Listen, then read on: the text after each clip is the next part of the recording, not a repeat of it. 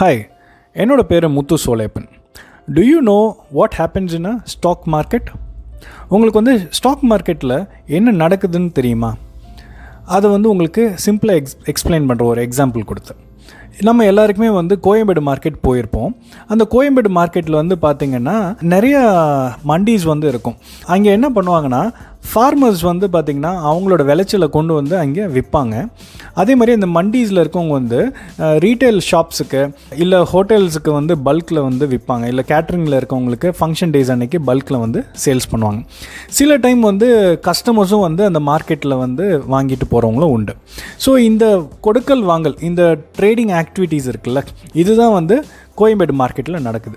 அதே மாதிரி தான் ஸ்டாக் மார்க்கெட்லேயும் பார்த்திங்கன்னா ஒரு ஸ்டாக் புரோக்கர் ஒருத்தர் இருப்பார்.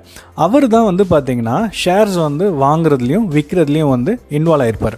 இது ஒரு லார்ஜ் இன்வெஸ்டராக இருக்கலாம், ஒரு ஸ்மால் இன்வெஸ்டராக இருக்கலாம், இல்லை ஒரு பப்ளிக்காக இருக்கலாம். இவங்க எல்லாருக்குமே ஒரு ஷேர் வாங்கணும் விற்கணும்னா இந்த மாதிரி ரெஜிஸ்டர்டு ஸ்டாக் புரோக்கர்ஸ் மூலிமா தான் இதை பண்ண முடியும்.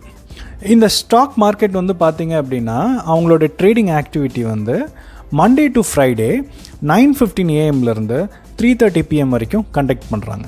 அதேமாதிரி கமோடிட்டி மார்க்கெட்னு ஒன்று இருக்குது. அவங்க பார்த்திங்கன்னா மண்டேலேருந்து ஃப்ரைடே வரைக்கும் 10 AM மார்னிங்லேருந்து 11:30 PM வரைக்கும் இதை கண்டக்ட் பண்ணுறாங்க. இப்போ ஒரு ஃபார்மர் அவரோட ப்ரொடியூஸை கொண்டு விற்கணும் அப்படின்னா ஒரு மண்டியில் அவர் அவரே வருவாரா? இல்லை.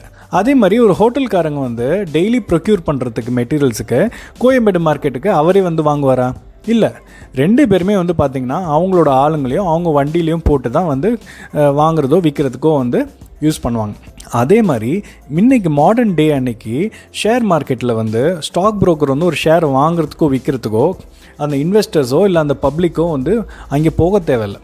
அவங்க ஆன்லைன் மீடியம் மூலயமா அந்த ஸ்டாக் புரோக்கருக்கு இன்ஸ்ட்ரக்ஷன் கொடுத்துட்டா அந்த ஸ்டாக் புரோக்கர் அவங்களோட ஆன்லைன் போர்ட்டல் பார்த்திங்கன்னா ஸ்டாக் எக்ஸ்சேஞ்சோட லிங்க் பண்ணி வச்சுருப்பாங்க.